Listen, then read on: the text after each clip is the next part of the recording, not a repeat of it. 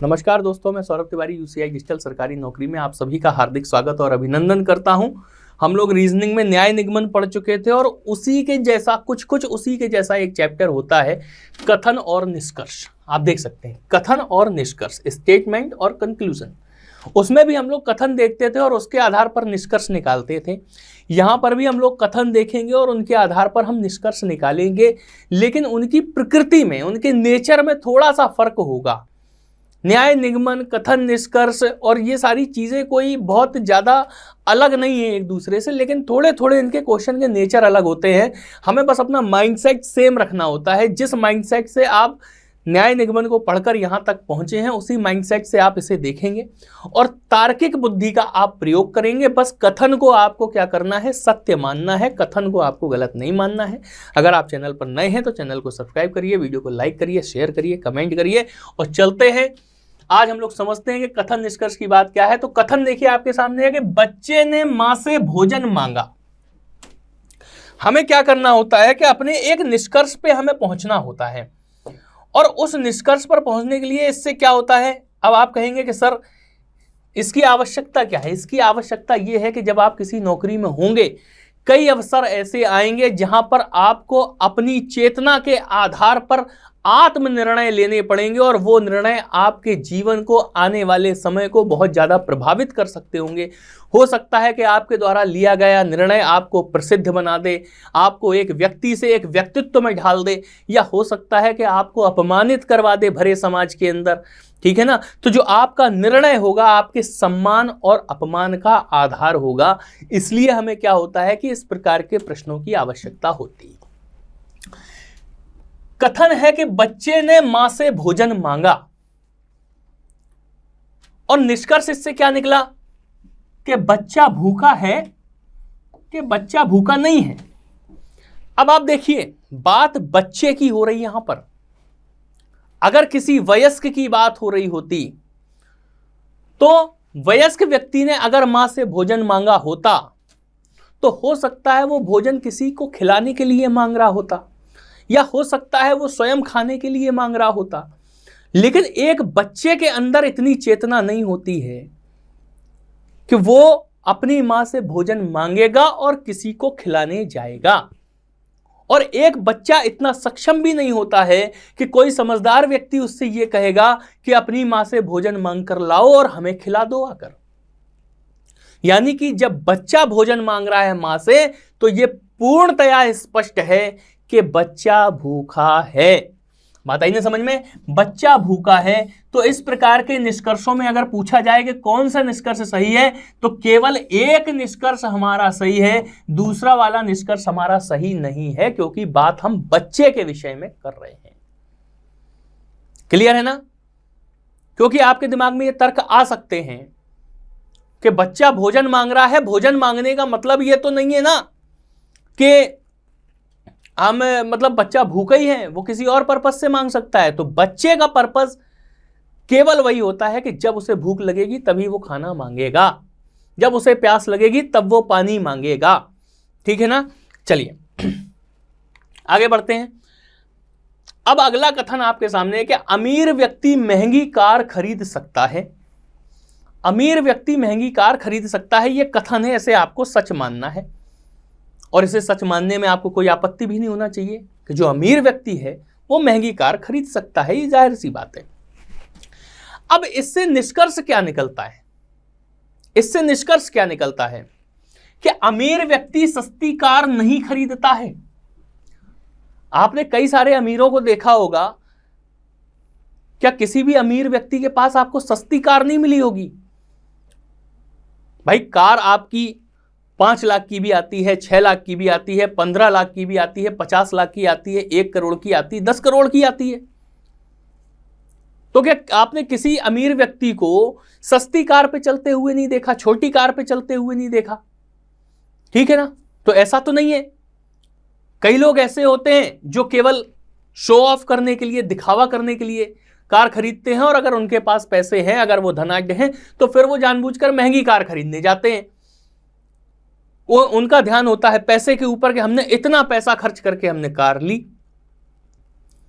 और कुछ लोगों को क्या होता है जैसे मान लीजिए अब टाटा नैनो निकली तो कई सारे लोगों ने आगे बढ़कर उस गाड़ी को खरीदा। कार सस्ती थी लेकिन उसका मॉडल लोगों को पसंद आया तो लोगों ने उसे खरीदा और उस पर चलना शुरू किया। उसमें मध्यम वर्गीय व्यक्ति ने अपनी आवश्यकता के अनुसार उस गाड़ी को खरीदा, लेकिन जो धनाढ्य लोग थे उनके पास पहले से कई सारी गाड़ियां थी, कई महंगी गाड़ियां थी, लेकिन उन्होंने कहा कि इसका मॉडल बड़ा प्यारा लग रहा है तो ये गाड़ी भी हम खरीदेंगे। तो ऐसा नहीं है कि अमीर व्यक्ति सस्ती गाड़ियां नहीं खरीदता है। तो ये वाला निष्कर्ष हमारा गलत हो गया कि अमीर व्यक्ति सस्ती कार नहीं खरीदता है। अमीर व्यक्ति भी सस्ती कार खरीदता है, अगर उसे पसंद आ रही है या उसकी आवश्यकता के अनुरूप वो है तो वो खरीदता है। जिसके पास सस्ती कार है वह गरीब होता है। पहली बात तो कार चाहे जितनी सस्ती हो, कम से कम गरीब व्यक्ति तो कार नहीं खरीद सकता। एक चीज तो यह हो गई कि कार चाहे जितनी सस्ती हो, लेकिन अब अगर मान लीजिए कार की जगह यहां पर कपड़ों की बात हो रही होती, जूतों की बात हो रही होती और यह कहा जाता कि जिसके पास सस्ते कपड़े हैं वह गरीब होता है, तो यह कोई आवश्यक नहीं है।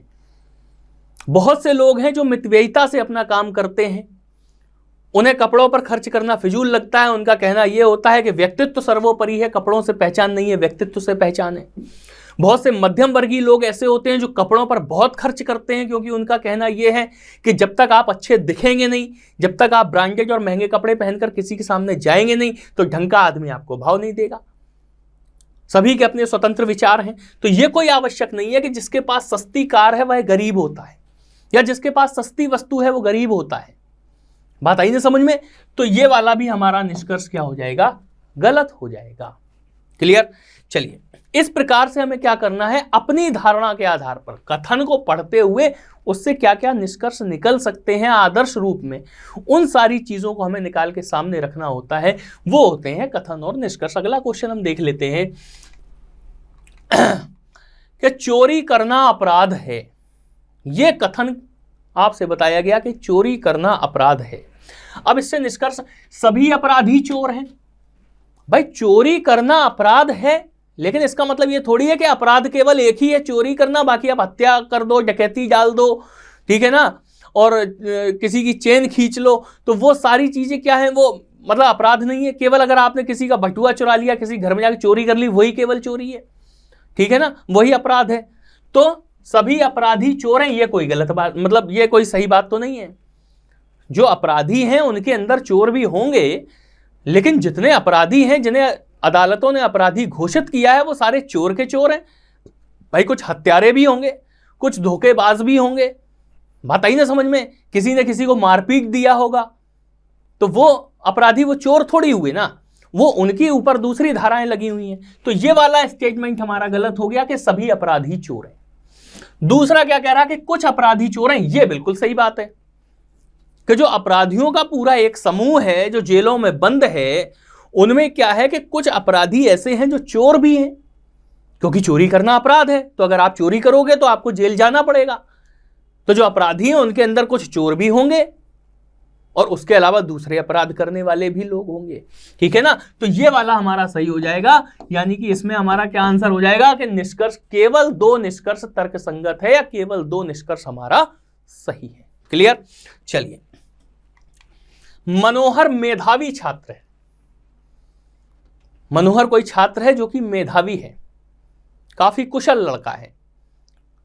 अब उसके विषय में निष्कर्ष हम क्या निकाल सकते हैं कि मनोहर गणित विषय में पारंगत है।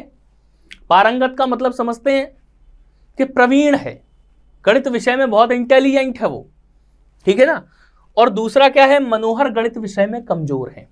देखिए, मेधावी छात्र का मतलब ये नहीं होता कि वो हर विषय में बड़ा अच्छा ही प्रदर्शन कर रहा हो। कुछ ना कुछ कमजोरी तो उसकी हो भी सकती है और नहीं भी हो सकती है। मेधावी होना अलग बात है, परफेक्ट होना अलग बात है, ठीक है ना। तो परफेक्ट कोई नहीं है। हाँ, 7 सब्जेक्ट हैं, 8 सब्जेक्ट हैं, उनमें वो 6 सब्जेक्ट में एक्स्ट्रा ऑर्डिनरी अपना प्रदर्शन करता है, ठीक है ना। तो वहां पे जाके वो मेधावी हो जाता है, क्योंकि अन्य छात्रों से भी बहुत अच्छे नंबर लाता है। लेकिन हो सकता है वो ये चिंतित हो कि उसके 2 विषय बड़े वीक हैं, उसे कोई अच्छा टीचर नहीं मिल पा रहा, या टीचर भी मिल पा रहा है तो उसे वो विषय समझ में नहीं आ पा रहे। तो वो बच्चा उस विषय में, हो सकता है उन 2 विषयों में या किसी एक विषय में इस प्रकार से परेशान रहता हो। तो मेधावी होने का मतलब ये नहीं है कि सारे विषय में वो पारंगत ही है, और लेकिन ये भी आवश्यक नहीं है कि वो मेधावी है लेकिन वो सारे विषय में पारंगत नहीं हो सकता। ये भी नहीं कह सकते सारे विषय में पारंगत हो भी सकता है और सारे विषय में पारंगत नहीं भी हो सकता, एक आध उसकी कमजोरी भी हो सकती है। यानी कि गणित विषय में पारंगत है, गणित विषय में कमजोर है, ये दोनों ही बातें हम निश्चित रूप से नहीं कह सकते, क्योंकि इनमें से कोई भी बात सही भी हो सकती है और गलत भी हो सकती है। बात आई नहीं समझ में? तो क्या हो जाएगा कि या तो निष्कर्ष एक सही है या निष्कर्ष दो सही है। इन दो में से एक बात तो सही है भाई, ठीक है ना, कि या तो निष्कर्ष एक सही है या निष्कर्ष दो सही है। क्लियर? चलिए अगला देख लेते हैं। वकील लोग केवल गोरी लड़कियों से विवाह करते हैं, ऐसा आदर्श समाज में आवश्यक है या नहीं है वो बात एक अलग है, लेकिन कथन अगर लिखा हुआ है तो इसे हमें सत्य मानना पड़ेगा कि वकील लोग केवल गोरी लड़कियों से विवाह करते हैं और शोभा गोरी लड़की है। बात आई समझ में? वकील लोग, अब दो कथन हमें दे दिए, इनसे हमें निष्कर्ष निकालना है कि वकील लोग केवल गोरी लड़कियों से विवाह करते हैं और शोभा गोरी लड़की है। ये दोनों कथन आप बड़े अच्छे से पढ़िए, इन पे मनन करिए, फिर इनका निष्कर्ष पढ़िए कि शोभा का विवाह किसी वकील से हुआ है। यह कोई आवश्यक है क्या कि वकील लोग अगर गोरी लड़कियां पसंद करते हैं विवाह के लिए और शोभा अगर गोरी है तो शोभा का विवाह वकील से ही होगा? यह तो कोई आवश्यक नहीं है, क्योंकि शोभा हो सकता है गोरी होने के बावजूद भी वकीलों से विवाह करना पसंद ना करती हो, तो यह कोई आवश्यक थोड़ी है कि शोभा का विवाह वकील से हुआ है। लेकिन शोभा चूंकि गोरी है तो अगर वो वकील से विवाह करने में उसे कोई ऐतराज नहीं है, और वकील लोग तो गोरी लड़कियों से शादी करते ही हैं, तो शोभा का विवाह वकील से हो भी सकता है। लेकिन अगर वो गोरी है, कोई वकील उससे विवाह करना चाहता है, लेकिन शोभा को वकालत के व्यक्ति पसंद नहीं है, तो फिर वो किसी अन्य से शादी करेगी। मान लीजिए उसे पुलिस ऑफिसर पसंद है तो वो पुलिस ऑफिसर से शादी करेगी, मान लीजिए उसे पीसीएस ऑफिसर पसंद है तो वो पीसीएस ऑफिसर से शादी करेगी, उसे कोई व्यापारी पसंद है तो वो व्यापारी से शादी करेगी। यह कोई आवश्यक नहीं है कि अगर वकीलों को गोरी लड़कियां पसंद हैं और शोभा गोरी है तो फिर अब शोभा की शादी वकील से ही होनी है क्योंकि वकीलों को पसंद है। यहां पे वकीलों की इच्छा सर्वोपरि हो गई, जबकि विवाह शोभा का भी होना है तो शोभा की इच्छा भी सर्वोपरि है वहां पर, क्योंकि उसके पास वकील से शादी करने का विकल्प खुला है क्योंकि वो गोरी है। अगर वो गोरी ना होती तो फिर उसका विकल्प ही नहीं था वकीलों से शादी करने का। बताइए ना, तो शोभा का विवाह वकील से हुआ है या शोभा का विवाह वकील से नहीं हुआ है, क्योंकि उसके पास ये विकल्प है। अगर कह देता कि शोभा गोरी लड़की नहीं है और कह देते कि शोभा का विवाह किसी वकील से हुआ है, तो ये तो संभावना ही खत्म हो जाती, क्योंकि वकील शादी ना करता शोभा से। तो वकील की भी तो इच्छा रखनी है भैया, ठीक है ना। तो शोभा अगर गोरी लड़की नहीं है तो वकील फिर उससे शादी नहीं करता, तो ये वाली संभावना समाप्त हो जाती और ये वाला एकदम सत्य हो जाता कि शोभा का विवाह किसी वकील से नहीं हुआ है। लेकिन चूंकि वो गोरी भी है तो उसके पास विकल्प है वकील से शादी करने का और शादी ना भी करने का। यानी कि शोभा का विवाह किसी वकील से हुआ है या शोभा का विवाह किसी वकील से नहीं हुआ है, इन दोनों में कोई एक ही सही है, या तो निष्कर्ष एक या निष्कर्ष दो, इन दो में से कोई एक ही तर्कसंगत है। स्पष्ट हो गई होगी बात। एक क्वेश्चन और देख लेते हैं। सभी लड़के ईमानदार हैं, इसमें तो हम वेन डायग्राम बना सकते हैं। सभी लड़के क्या हो गए, इन सारे लड़कों को हमने क्या कर दिया, ईमानदार बना दिया, आई लिख दिया। और सुरेंद्र ईमानदार है। अब आप देखो, सुरेंद्र अगर यहां पर है केवल ईमानदार वाले हिस्से में है तो सुरेंद्र ईमानदार तब भी होगा, और सुरेंद्र अगर लड़कों वाले हिस्से में पहुंच गया, अंदर यहां पहुंच गया, तब भी सुरेंद्र ईमानदार है। तो यह स्पष्ट नहीं है कि सुरेंद्र ईमानदार वाले हिस्से में है कि सुरेंद्र लड़कों वाले हिस्से में है। तो यह स्पष्ट नहीं है कि सुरेंद्र लड़का है या सुरेंद्र लड़का नहीं है। बात आई ना समझ में। और निष्कर्ष क्या कह रहा कि सुरेंद्र एक लड़का है, तो यह तो स्पष्ट नहीं है भाई। ये हम निश्चित रूप से नहीं कह सकते, ये तर्कसंगत नहीं है कि सुरेंद्र एक लड़का है, क्योंकि ये संशय बनी हुई है, इसमें संदेह है कि सुरेंद्र लड़का हो भी सकता है और नहीं भी हो सकता है। वो लिख रहे हैं कि सुरेंद्र एक लड़का है। अगर यहां पे दूसरा ऑप्शन लिख देता कि सुरेंद्र एक लड़का नहीं है, तो हम कह देते कि या तो एक या दो, लेकिन दूसरा ऐसा कोई ऑप्शन है नहीं, तो पहला वाला तो ये खारिज हो गया ना बिल्कुल से, क्योंकि ये स्पष्ट नहीं है। ये स्पष्ट रूप से कह रहा है सुरेंद्र एक लड़का है, लेकिन आपको तो कोई आधार नहीं मिल रहा सुरेंद्र को लड़का मानने का, ठीक है ना।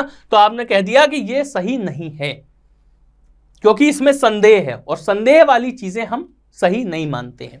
कह रहा सभी ईमानदार लोग लड़के हैं, सभी ईमानदार लोग लड़के हैं। अब आप देखो कि ईमानदार का दायरा इतना बड़ा, उनमें इतने से क्या हैं, लड़के हैं। बात आई ना समझ में। तो सभी ईमानदार तो लड़के नहीं है। अगर कहता कि कुछ ईमानदार लड़के हैं, कुछ ईमानदार लड़के हैं, तो ये तो सही हो जाता आपका, ठीक है ना। तो ये वाला निष्कर्ष तो सही हो जाता, लेकिन सभी की बात कर दी तो बस इस शब्द ने सब गड़बड़ कर दिया। तो ना तो निष्कर्ष एक सही है और ना निष्कर्ष दो सही है, ठीक है। आज बिना ऑप्शन के हमने डायरेक्ट कथन और उनके निष्कर्षों को हमने देखा। एक कथन पर आधारित निष्कर्षों को देखा, दो कथनों पर आधारित निष्कर्षों को देखा। अगली क्लास में हम लोग कुछ क्वेश्चन और लेकर आएंगे, जिनमें आपको मिसलेनियस क्वेश्चन मिलेंगे, कुछ प्रीवियस ईयर के भी क्वेश्चन मिलेंगे, और इसमें डायरेक्ट हम लोग बस सीधे प्रैक्टिस क्वेश्चन ही लगाना शुरू करेंगे, और उन्हीं से हम लोग इस चैप्टर को समझते जाएंगे और सीखते जाएंगे। 2-3 क्लास में इस चैप्टर को हम लोग कंप्लीट कर देंगे, ठीक है। लेकिन बस क्या है कि आप लोग कोई टारगेट बुक उठाकर ढेर सारे क्वेश्चन का बिल्कुल से मसाला बना के रख दो, उसकी चटनी बना के रख दो, इतने क्वेश्चन आप सॉल्व कर दो कि रफ रजिस्टर आपके कम से कम जब तक एग्जाम हो तब तक रीजनिंग की प्रैक्टिस से आपके कम से कम 50 रजिस्टर भर चुके हो। इतनी प्रैक्टिस आप कर दो, फिर देखना चीजें किस तरीके से मोहर के तरीके से छप जाती हैं आपके दिमाग पर, ठीक है ना। तो चैनल को सब्सक्राइब करना, वीडियो को लाइक करना, शेयर करना, कमेंट करना। मिलते हैं अगली क्लास में कुछ नए क्वेश्चंस के साथ में। बहुत बहुत धन्यवाद।